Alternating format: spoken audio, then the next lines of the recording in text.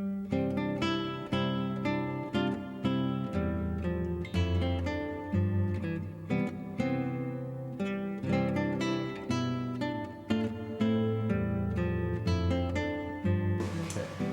and welcome to the Meet Your City program at the Turner Dodge House. This afternoon we have a guest who's going to speak to us about the county courthouse. And this is a really interesting connection with the Turner House, which we kind of started researching when Randy said he was going to come and speak. It turns out that Frank Dodge was very instrumental in the building of the county courthouse. He served on the planning committee, and he also wrote the contracts for the planning, for the courthouse itself, and helped to establish how the project would be gone about. And so, when we were doing our research, we found that the people of Mason were very, very grateful for the work that he had done. So we assumed it must have been quite a lot. And they got together when they heard he was coming to Mason, and they raised money very quickly from the people on Main Street in the business community, and they bought him a gold cane. So when he came that evening, they had a party for him, and they gave him the cane. And in return, it said in the newspaper, he said, well, I very modestly, that he didn't do everything that they described, that there was a whole committee that did it. So it seems like it's just like this kind of response and interactions that we have today. The county courthouse is going to be celebrating its 200th anniversary on May 7th next year. So put that on your calendar right now, and Randy will tell you more. Our speaker is Randy Gladstone. He's a well-known photographer in this area, and also a collector of old photographs, which he's going to put to our benefit today. And Randy is also on the Ingham County Historical Commission, and on the Mason Historical Commission, and on quite a member of many of the local societies in this area. So he's a good interactor and kind of connector of the different historical societies. And we are looking forward to his program today. And then while you're writing things on your calendar, write on the holiday open house for the Turner Dodge House, which will be December 4th through the 19th on Wednesday through Sunday from 1 to 4. We'll have a tea by the friends from 1 to 3 on Saturdays and Sundays, and music performances, and it'll be a great time to come over and visit the Turner Dodge House. So at this point, I'm going to let you go ahead, Randy, and tell us about the county courthouse. Thank you, Liz. Thank you, everybody, for inviting us out today. I'm going to be giving you a demonstration or a program on the Ingham County Historic Commission and what we're all about. And we're going to show you a few photographs of the opening of the cornerstone. So with that, we'll get started.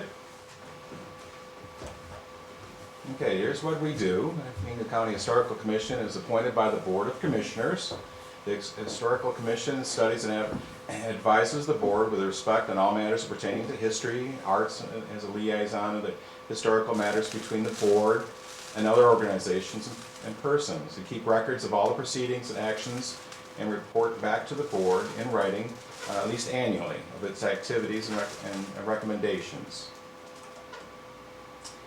We service the committee. We develop, promote, conduct, and participate in historical projects, programs, activities, and services, and we provide courthouse tours, and we have also displays of county artifacts, a museum on the first level that we take care of. We also do the Ingham County Historical Marker Program. We were established in 1975, and the Marker Program started at that time too, to identify and designate historical properties in Ingham County.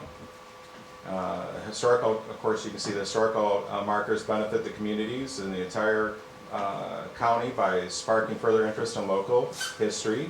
We have more than 25 sites that have been marked, and here is an example of one of the plaques. They're a green, Sparty green, and they're very beautiful. The first courthouse in Ingham County was built in 1843. The town of Ingham was the first location of the county proceedings, which was 3 miles east of Mason on Columbia.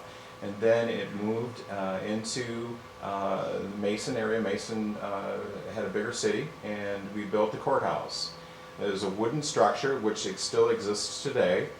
Back in this area on the top you'll see a fence. Well, this fence was to keep the jail. Back here is the Ingham County Jail. So that was the jail, and the back was the fence to keep the prisoners from escaping. The second courthouse, built in 1858, was made out of brick. It's a beautiful courthouse, a much larger courthouse than the first courthouse. This courthouse was on the south side of Ash Street, on this courthouse square. The second courthouse was where the third courthouse is today, in the center of the Carney Square in downtown Mason. Here you see the laying of the cornerstone of the third courthouse, started in 1902, 1903. Here in 1903 we have the dedication of the cornerstone. This cornerstone is right here. In the corner, of course, is the same block here. And in the back here you'll see members of a band just performing different patriotic songs. The location of the house that we discovered is right in the top corner right here. For many years we thought that this whole stone had to be removed, and this photograph proved that the corner stone was laid before the ceremony, so the box must be on top. This stone was made in Vermont, and it weighs 4 tons. It's the largest cornerstone that the Vermont company had produced at that point in time. It was brought over on the Newark Central Railroad car and brought by wagon up here to the corner and dismantled and placed in point. Right here you'll see these hoists. These were to lift the stone up or to keep it in place while everything was disassembled. Here you'll see the dedication. The dedication happened 3 years later, in 2 years later, I'm sorry, in May of 1905. Here you'll see the cornerstone is in this particular area here. Here is a horse trough. We've just restored this. The County Commission, Historic Commission has just restored this and put it back in place. It now is off in this corner here.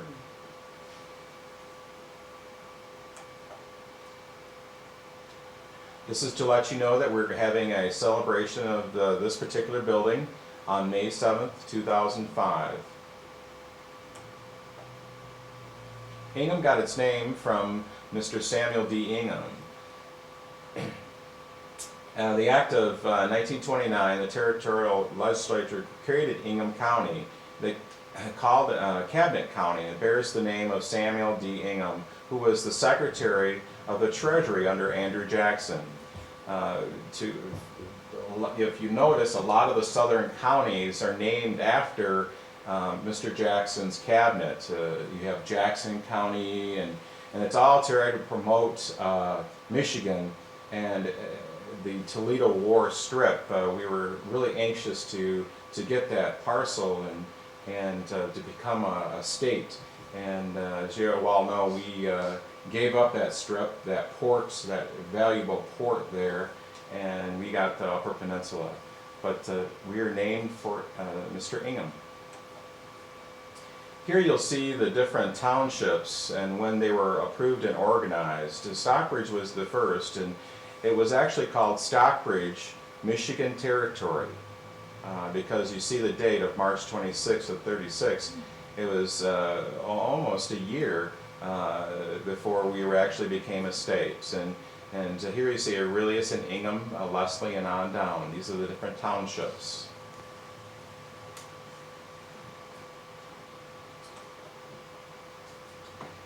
Here's one of our treasures that we have. It's a topographical map in 1859. It has both Ingham and Livingston counties on the map. The map is quite large. It's actually a wall map, and it's a fairly good size. I can't imagine unrolling this, and you must have had a huge living room floor to see this map, because it's so large, and the print is so small. But there were close to 1,000 of these maps printed, and they were a cost of $5 a piece, and $1 a day was quite common to make during the day. So as you can see, it was quite expensive, almost a week's worth of wages. Here you have a key map of the map, the schools, the abbreviations for each, and down here, these are interesting, is the marsh and the swamps and woodlands down here. Here's an example of a township. This is Meridian Township. You see the stream going through here, and here is the town of Okemos here in the center, and the most bigger is the Sanford post office located there. And it's interesting to see the different trees, and of course up in here we have Pine Lake, and does everybody know what Pine Lake is called today? Lake Lansing. Lake Lansing, that's correct. Lake Lansing today. And of course, we know that there was lots of activities at Lake Lansing or Pine Lake, carousels and lots of entertainment. And here we have the Lansing Township in 1859. And you can see it's quite small. It's not very large at all. And here we have the Capitol Square here, built there, because you can see it's empty. Farmer's map of 1856 shows the county of Ingham, and you see some very interesting names here. For instance, you see the town of Jefferson, which was really a hamlet, but look how big the name is. It's quite large, and that they were one of the towns that wanted to become the capital city. Mason was a town, and of course Ingham too, but of course we all know where it ended up, right up in the corner there.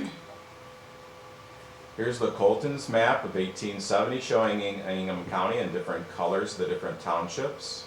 You can see the rail system in 1870 and what it looked like, coming from Jackson through Leslie right on up into Lansing. Of course we have the Saginaw branches up in there and whatnot.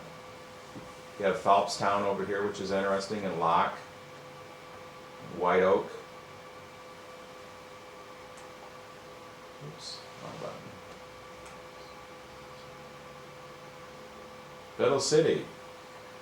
This is the name of Lansing, the very first name of Lansing, Biddle City. This is a plat map, a rare plat map of the future Lansing, Michigan. And it's quite interesting to see the different lots that were laid out in hopes to become a prosperous city.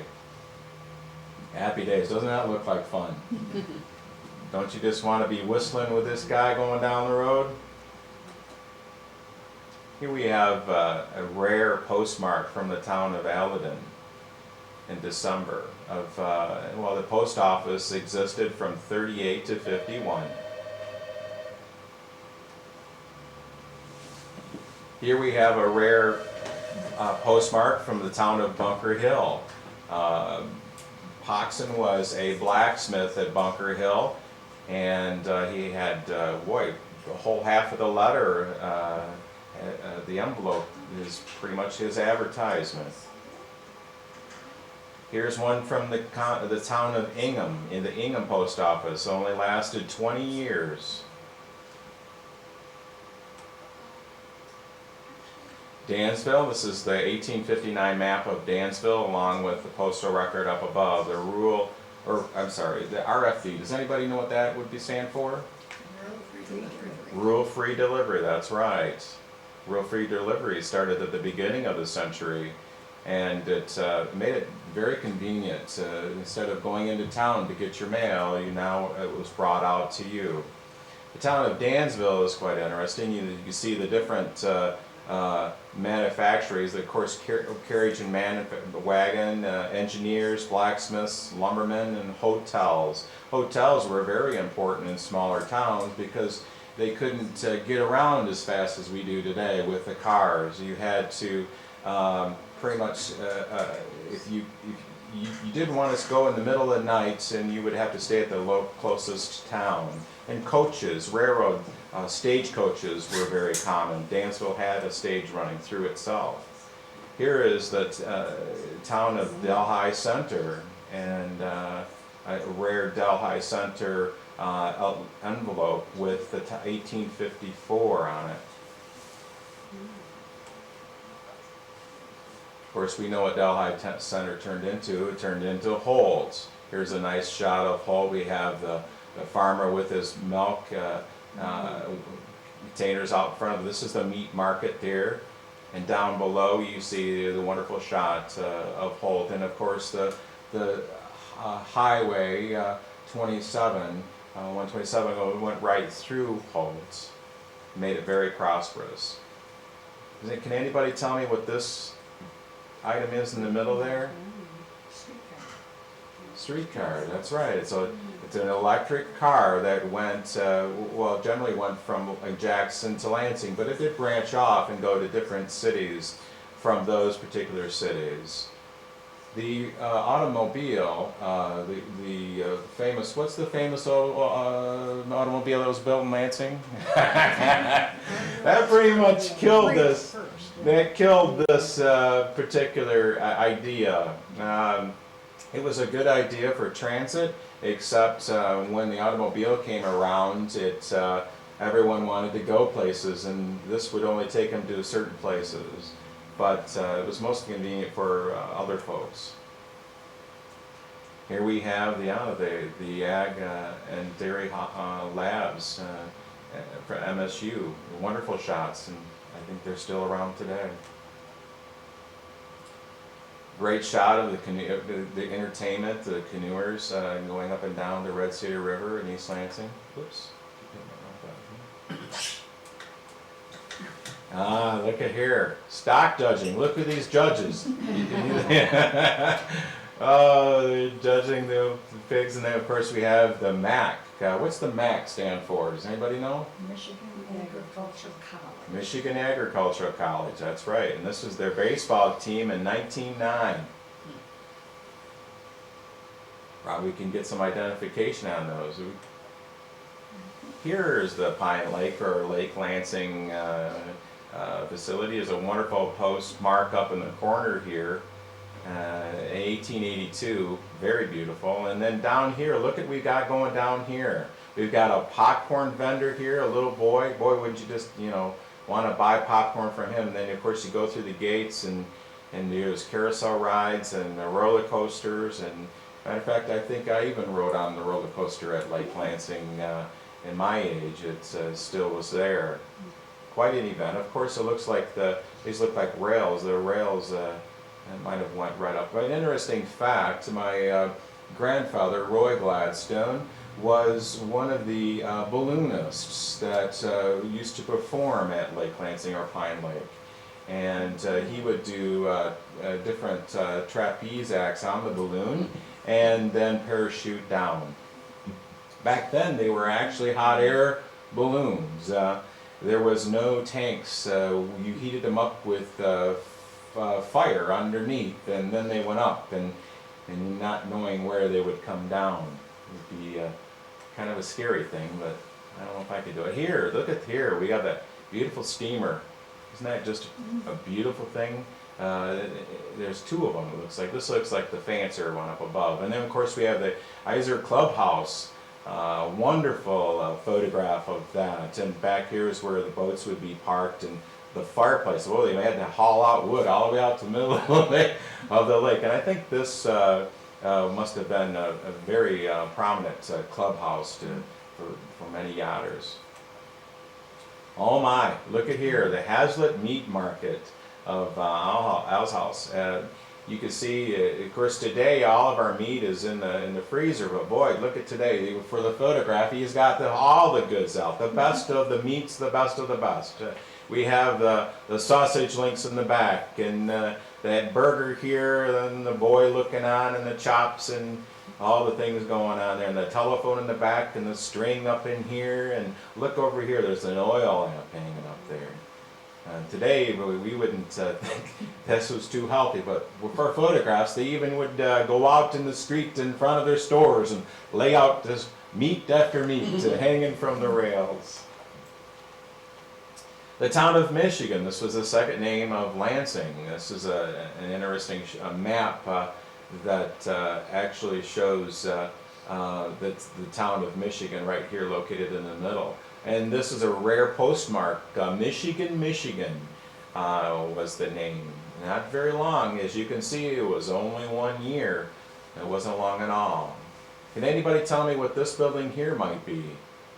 Isn't that the first courthouse? That's Capital, no. that's the Capitol. Does it? Can anybody tell me where the first Capitol was located?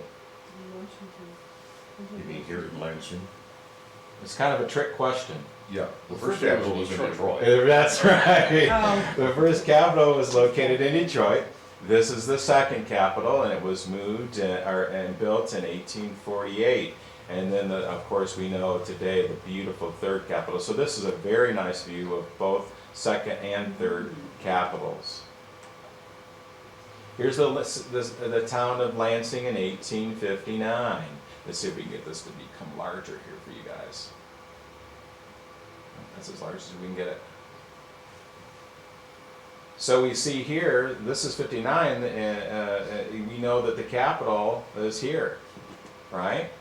Because it wasn't quite moved here yet. So we have the temporary Capitol here, and then we have the state offices. This little tiny thing right there is the state offices located in the Capitol Square. Wonderful shot. Has anybody's ever seen this before on a wall map? It's really interesting. It looks good when it's this large too. On the wall map, it's a little smaller. Now you call it the Capitol Square, but didn't they call it Church Square because the churches were? Or around the square. That's right. That was another name for it. This is a bird's eye view shot by Charles Meade. Isn't this just wonderful? The exposure of the camera was so slow that it actually caught the movement of the trees moving underneath. But great shot of the way the river in life was like back in 1879. Here's a view of Washington looking north from Michigan, 1879. Not too many people in the picture. Why don't you think there were too many people in the picture? Can anybody tell me? Probably wasn't as many people. Early morning. Early morning, maybe? Well, let me. Camera technology too. Camera technology, that's exactly right. We notice that the horses are blurry over here. And this horse is not so blurry, but this one is too. The reason you don't see very many people is because you actually had to stay at one particular spot for a certain amount of time that your body could be exposed. Quite often these older photographs, especially on cloudy days, they had to have a longer exposure. My gosh, if the people didn't stay in the one spot, they would disappear. There would be no people in the picture. Some older photos, you just see maybe a shoe shiner and a person sitting in a chair. All the rest, and it was taken in the middle of the busy day. This is the driver of that wagon at the left, the state, was you had this car Yeah. parked there. Yeah, You they- actually can see him. That's Yeah. See, these two guys are talking out in front of the insurance company. You know, these guys are busy. And back here we have the big old boot for the boots and shoes. That was very popular. And the bank over here. Look at this wonderful shot. Here we have the streetcar coming up through the middle of Washington, and this wonderful welcome sign. Boy, when electricity was in its heyday, lights would light up, and this, of course, said welcome on both sides. And of course, you can see people here today. We got cars and horses in the pictures. Look at here. Boy, has technology come a long ways in 100 years. Isn't that amazing? They're all up on blocks there, and you can see the different, just the assembly line, all the manufacturing and parts, displays are all in the back. That's a wonderful photograph. These are part of Craig Whitford's collection. He's the chairman of our commission. Here we have the Pruden Road being paved from Lansing to Mac, and look at the crew of men that it took to do the paving on the horses right along the railroad tracks. Oh, here's an interesting shot of the Western Auto Supply Company in 1929 on North Washington Ave. We've got everything in this store. And today, you know, if your car, it starts to make you take it in. You know, back then, your car, if you made it to 20, 30 miles, okay, well, you were doing good. And so you needed everything from big fat cushions to sit on over here to the white the tires along there, and you had parts all along there. So you pretty much could work on your old car. Of course, I imagine everyone here remembers working on their cars. Today it's a little more difficult, but here you could buy every kind of part necessary. Here's a wonderful shot of Jimmy Ward and his Curtiss biplane called the Shooting Star. It landed in the fairground, the racetrack, and boy, look at the turnout. Look at the people all the way around to see him come in. And it was quite early. Down here it says 1911. That's not too many years after 1904. 7 years after flight. Wonderful shot. Look at that. Isn't that amazing? Go and get your tickets, and there you go. Great shot of the airport. Here's the town of Leslie in 1859. We have all sorts of people working in dry goods and millinery and miscellaneous stuff. The hotels, of course, the attorneys, right down through the main strip of Leslie. Wonderful shot of the downtown Leslie. You notice in this photograph how the road is curved a little bit, and that's for the drainage of water. And here you can see just a little bit of stone. Quite often these were paved or had stone in here so that the runoff would run off and the girls wouldn't get their shoes and dresses dirty. Isn't that a boardwalk? Yes, it is. You're right. There's a boardwalk that go across the streets too, and it's quite common to have street sprayers come through town, and the street sprayers made quite good money. They made $1.50 a week to spray one section in front of your store.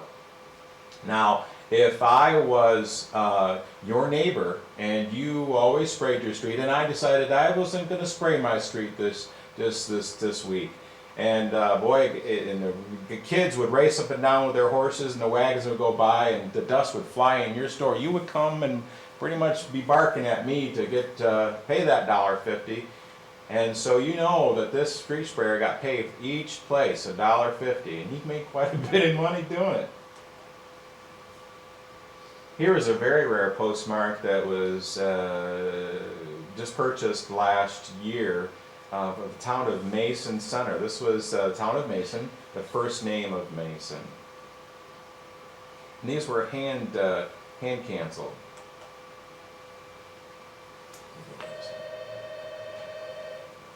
Here's a statement of the county votes.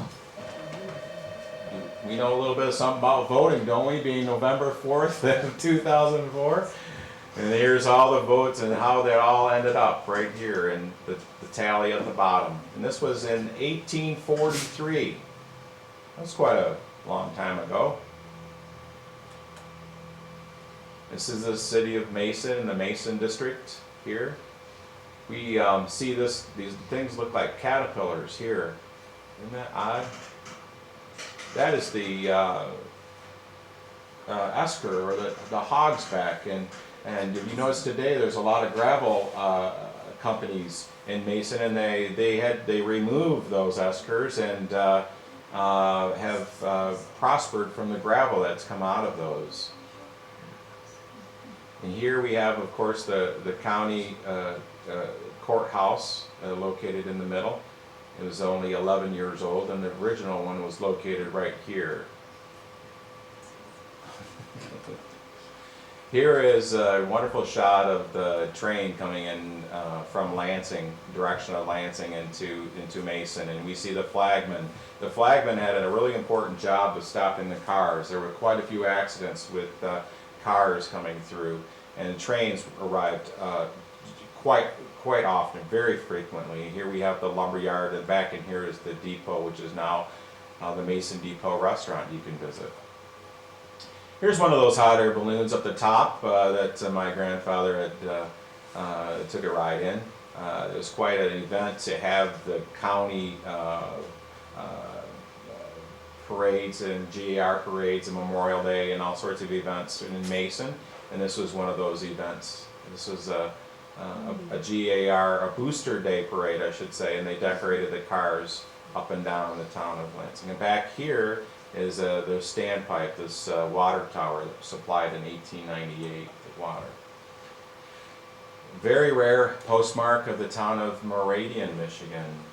It was only in existence 4 years at the most. As you can see, these were letters that were actually folded, and you can see the beautiful penmanship that had leaked through on these old letters.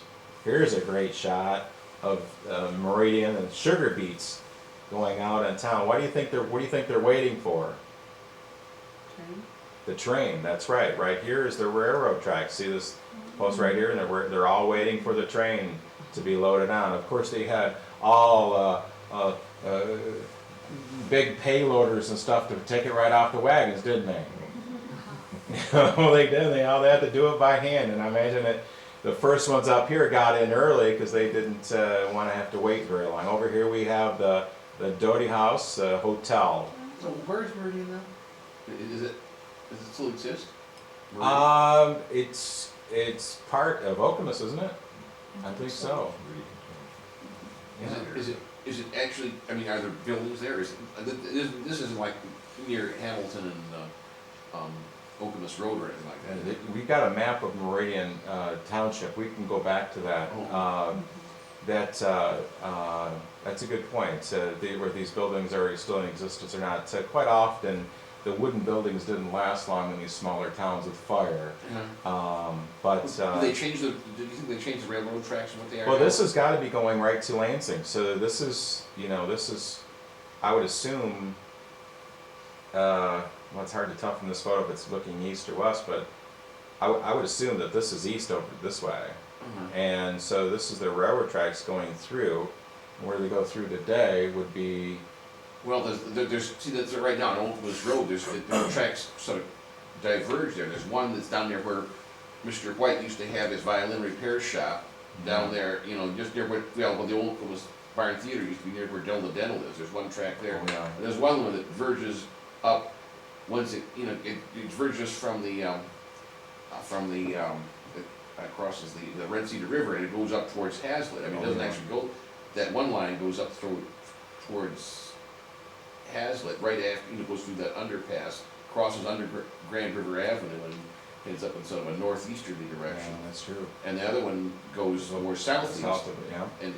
and goes, but there's no railroad tracks right through the center of Okemos today. No, if they've moved those. If we get a second later on, we can go back, even after the tape, we can go back and take a look at that to find out where exactly that was located in Meridian Township. Here we have Onondaga in 1855, wonderful post hand canceled script mark there, and then of course a beautiful patriotic Civil War envelope with the banner "The Union Forever" on it during the Civil War, and a nice poem at the bottom.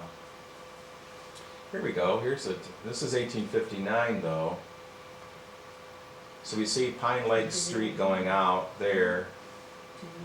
So it must, in Sanford, we know, is over in this area.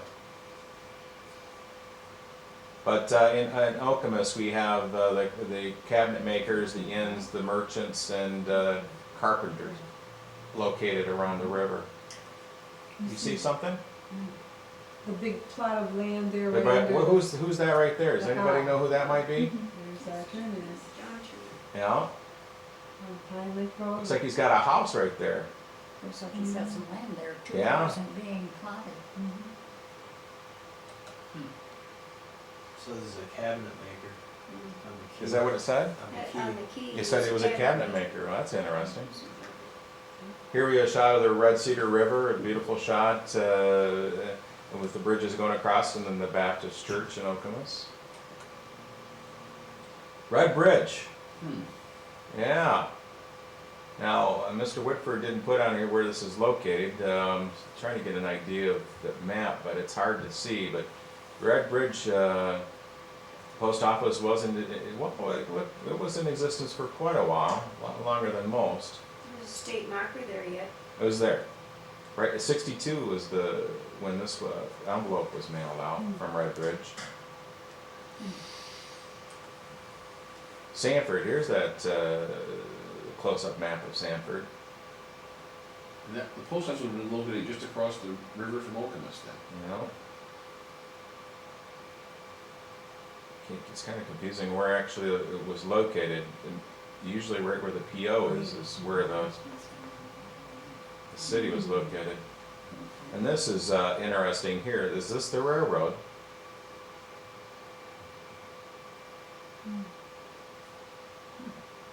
Huh. And the railroad seems to go right through the center. That's the equivalent of Hamilton Road there. It goes right along what is now Hamilton Road, I suppose, there. Oh yeah, there's a toll house right up here. Yeah, that's the toll house that moved, I suppose. To Meridian Village. Yeah. That's the one we moved. Yeah.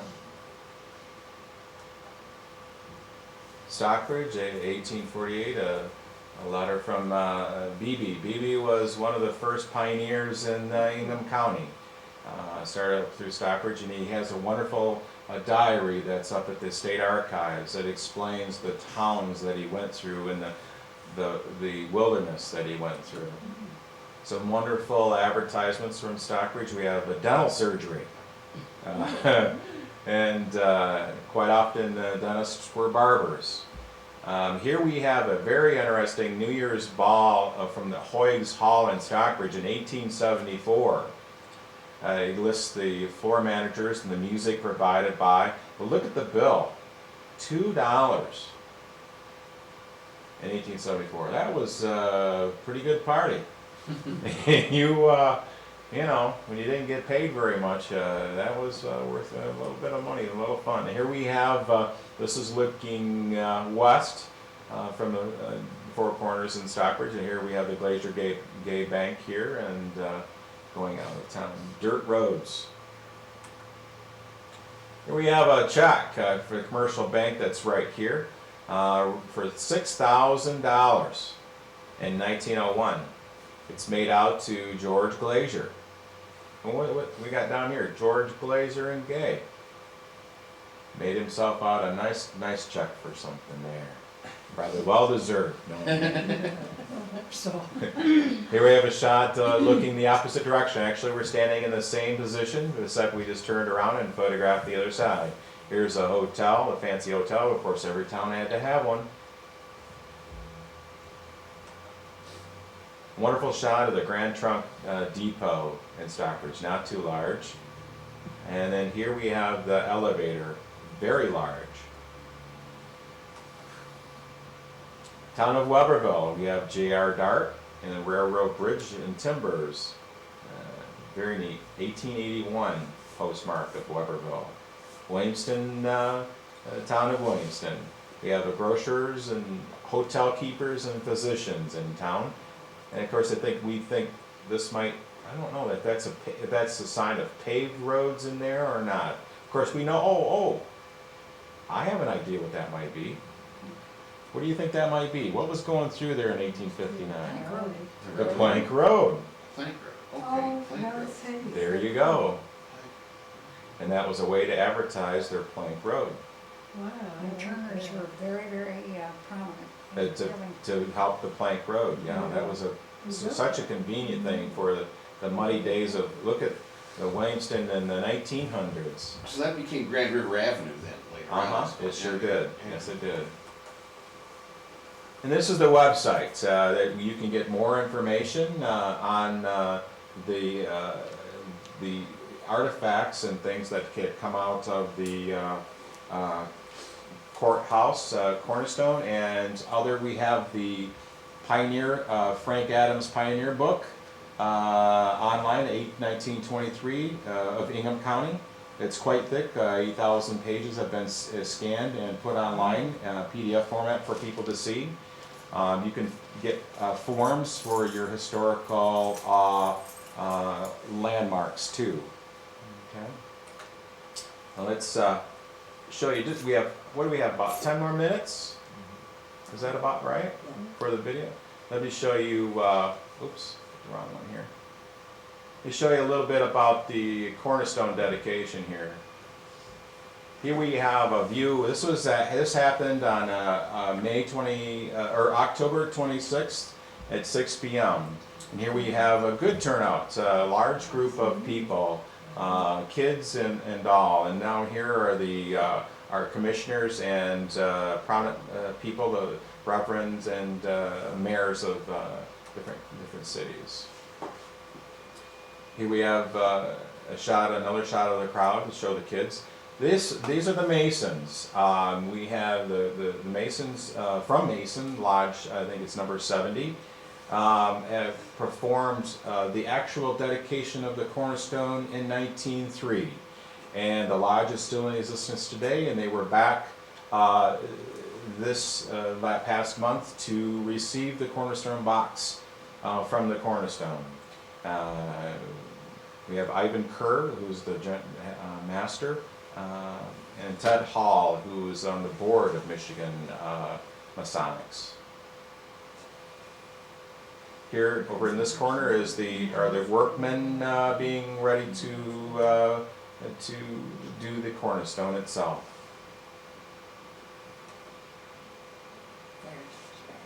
Wow, they found a spot. They couldn't see. There was quite a few people. They were on them. Here we go. We're just about ready to remove the stone above the cornerstone.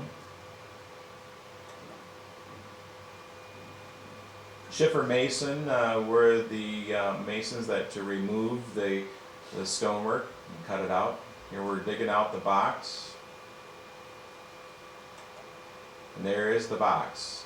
It was a copper box that had been tinned, and fortunately that helped out the contents. There is Mr. Kerr from the Masons. Here we see the gentleman removing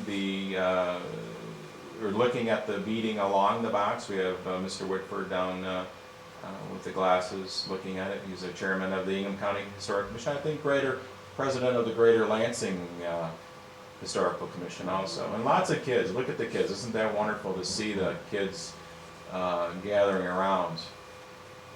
The crowd got a little bigger. Once the box got out, people were gathered around. We figured we had 300 programs, and we ran out, and we have, I think there was about 400 there. Perhaps you see yourself in one of the photographs.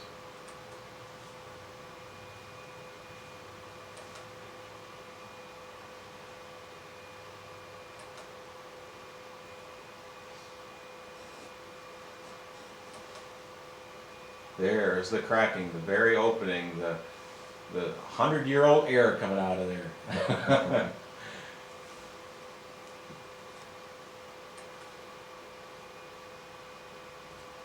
There's Mr. Whitford. Craig had to fight his way to the podium with all of the kids looking on, and down here we have the contents being looked at.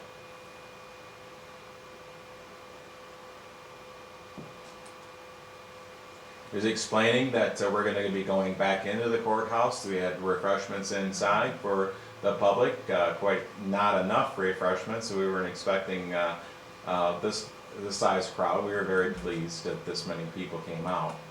That was David Voda. Yes, David, that's right, David Voda. Capital Area District Library, and he's the local history.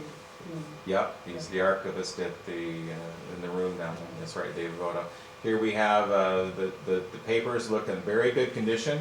If you've ever opened time capsules, you pretty much have to keep your fingers crossed. They could either be mushy or they can be just like powder inside. And fortunately, this box being tinned and being located in the corner of the building, there was a layer of plaster on top, preserved the the papers quite well. And also the box being filled to the top. The air there wasn't enough air in there to deteriorate a lot of the artifacts. Here we are in the second floor of the courthouse, looking down upon the items. Here they're explaining each of the items coming out. Most of the top of the were newspapers of that particular day or week. And a lot of the different towns in Ingham County had their own newspapers in those days then, I guess. Yes, they did. Yes, they did. Matter of fact, Mason had Ingham County News and the Ingham County Democrat. So one was Republican and one was a Democrat, so which is very interesting. But you're right. A lot of the smaller towns had. We see Williamston and Stockbridge there. Lansing Journal, I should say. Here's the proceedings of the Board of Supervisors from that particular year. Here's a very nice view of a GAR envelope. This says inside is a GAR badge and roster from the Phil McCarran Post 53. That was a nice treasure found in. And here, of course, we have the Masonic Lodge of 70 being shown to Mr. Kerr. And there are the artifacts that were taken out that day. We are going to be removing the artifacts, and these have to gain more humidity, and after they gain humidity and they are in good condition, we're going to have them scanned and hopefully put on our website at ingham.org. And we'll go under history, and you will be able to see and download these artifacts online.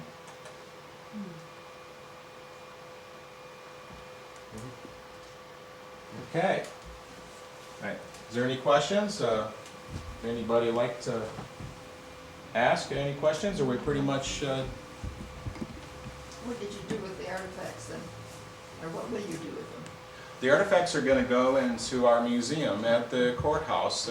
We have a museum in the basement, and they're going to be viewable down there for the centennial. Yeah. Did you say there was, that one of the earlier courthouses was still standing? Yes, yes it is. We have recovered some of the wood from the museum, and we're going to be making souvenirs for the commissioners, the people that come and help us out. Is it marked with a marker? It is not. It is a residence. Quite often the buildings back then were so valuable that they had to have, here's the lights for me. They moved the courthouse in the wintertime down Jefferson, and it's a residence today. But it will be marked. I'm on the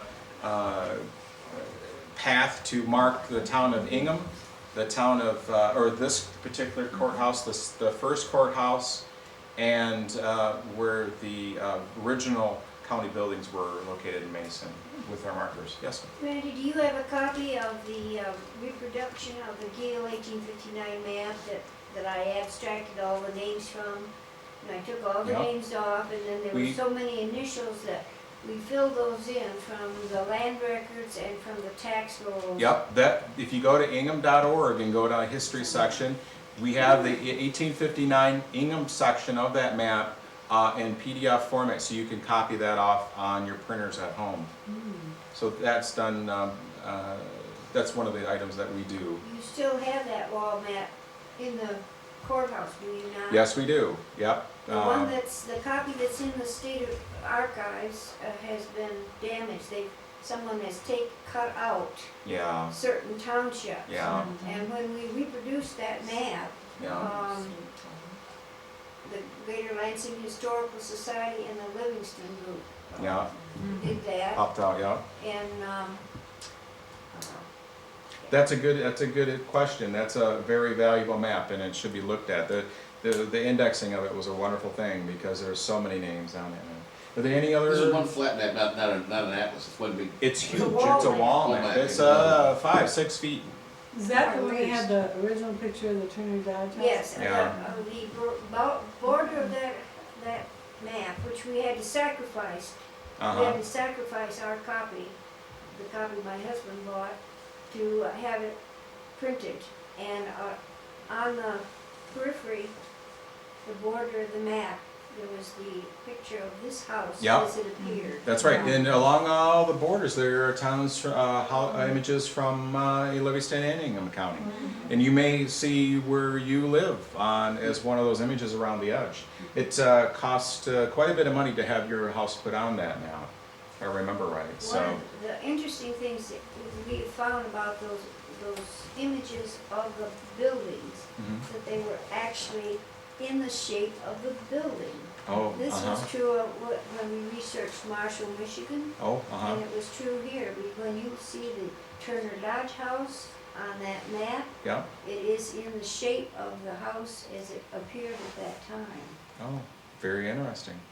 So they were Yeah. far more accurate Oh, than we would have great anticipated. accuracy, that's right. Any more questions? Well, thank you. Thanks for having me come out tonight, appreciate it.